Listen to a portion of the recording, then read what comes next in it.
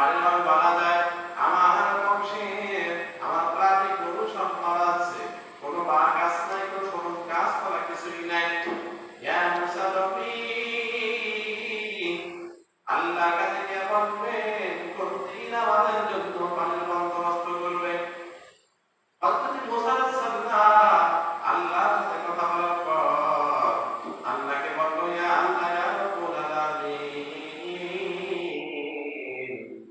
মুসা একটা হরিণ আমাকে জিজ্ঞাসা করেছে কোন সময় ওদের এলাকায় পানি করে দেবেন। আল্লাহ তাআলা বলল, ও মুসা, ওই হরিণকে জিজ্ঞাসা বলবা এক নাই দুই নয়, প্রায় 100 বছর পর ওই এলাকায় পানি দেওয়া হবে। অথচ যখন পানির তৃষ্ণা, এখন পানি খেতে মনে চায়, পানি খাওয়া দরকার, এখন পানি নেই, বর্তমানে কোনো পানি নাই, কোনো অভাব, পানির বড় খারাপ, পানি বৃষ্টি নাই। এমন সময় হরিণের কষ্ট আছে, প্রাণীগুলোর কষ্ট আছে। আর আল্লাহ রাব্বুল আলামিন বলতেছে, ও মুসা নবী, হরিণের কাছে গিয়ে বলবা আজকে নয়, কালকে নয়, 1 বছর 2 বছর নয়, প্রায় 100 বছর পরে পানির বন্দোবস্ত করা হবে। হযরত মুসা আলাইহিস সালাম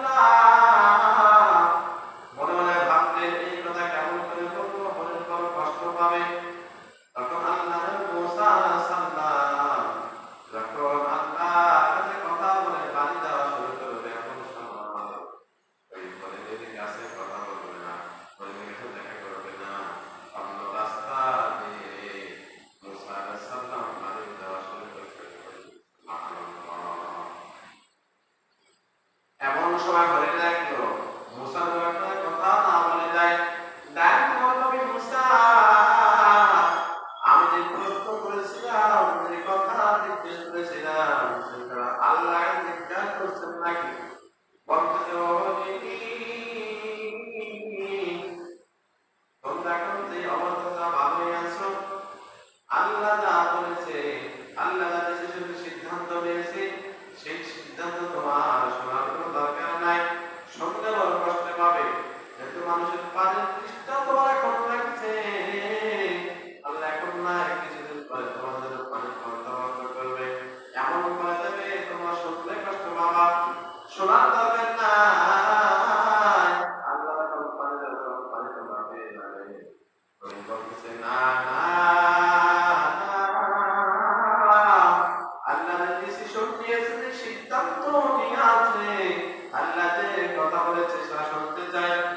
বলল, ও হরিণ, তোমরা পানি যখন বর্তমান পানি লাগবে, বর্তমান তোমাদের বৃষ্টি লাগবে, পানি লাগবে, কিন্তু আল্লাহ তাআলা বলেছে তোমাদের জন্য পানি 1 বছর নয়, 2 বছর নয়, প্রায় 100 বছর পরে তোমাদের জন্য পানির বন্দোবস্ত করা হবে।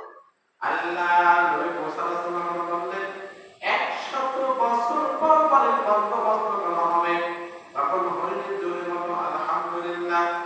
আল্লাহ নবী মুসা আলাইহিস সালাম অবাক হয়ে জিজ্ঞাসা করলেন, মুসা, হরিণ, তোমাদের পানি এখন দরকার, তোমার বাচ্চা মারা যায়, তোমার প্রাণীগুলো সবাই মারা যায় পানি না খেয়ে, এখন পানির প্রয়োজন, কিন্তু আল্লাহ রাব্বুল আলামিন 100 বছর পরে পানি দিবে।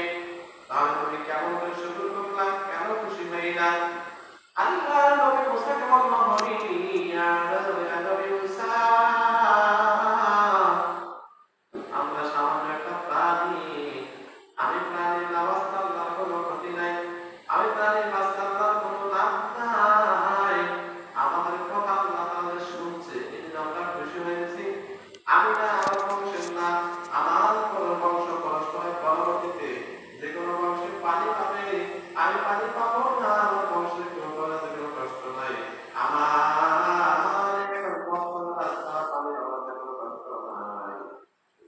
100 বছর পরে যে পানি আসবে, আল্লাহ পানি দিবে, সেই খুশিতে খুশি হয়ে না।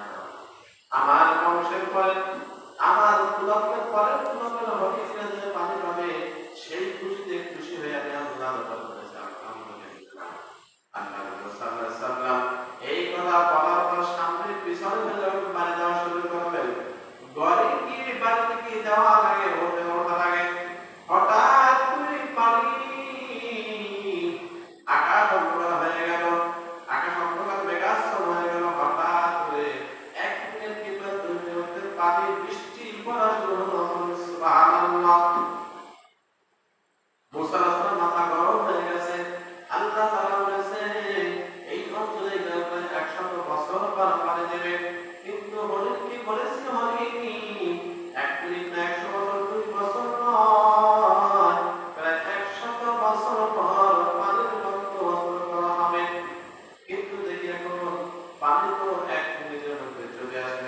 আমি তো হরিণের কাছে মিথ্যাবাদী হয়ে গেলাম, আমি নবী মিথ্যাবাদী হয়েছি, হরিণ কি মনে মনে ভাববে। পরের দিন আল্লাহ তাআলা তাদের কথা বলা শুরু করেছে। আল্লাহকে জিজ্ঞেস করে, আল্লাহ ইয়া রাব্বুল আলামিন, গতকালকে আপনি বলেছিলেন পানি দেবে হরিণকে 100 বছর পরে, কিন্তু পানি তাদের 1 মিনিট পরে কারণ থাকে। আমি তো হরিণের কাছে মিথ্যাবাদী হয়ে গেলাম। আল্লাহ তাআলা বলেন, তুমি যে সত্য তাও ঠিক আছে, হরিণ যে সত্য তাও ঠিক আছে, আমি যে বলেছি তাও ঠিক আছে, কিন্তু আল্লাহ আপনি বলেন 100 বছর পর পানি দেবেন, কিন্তু পানি দেবেন 1 মিনিট পরে। তখন আল্লাহ রাব্বুল আলামিন বলল, মুসা নবী, আমার নিয়ামত যে পেয়ে শুকর করবে, খুশি থাকবে, আমি আল্লাহ রাব্বুল আলামিন তার নিয়ামত দ্বিগুণ দ্বিগুণ করে বাড়াবো। সুবহানাল্লাহ। আমি যে 100 বছর পর পানির পথ দেওয়ার কথা বলেছি, হরিণ শুনে খুশি হয়ে গেছে, আল্লাহ সিদ্ধান্ত মেনে নিয়েছে, আমি আল্লাহর উপর খুশি হয়েছে। এই খুশি হওয়ার কারণে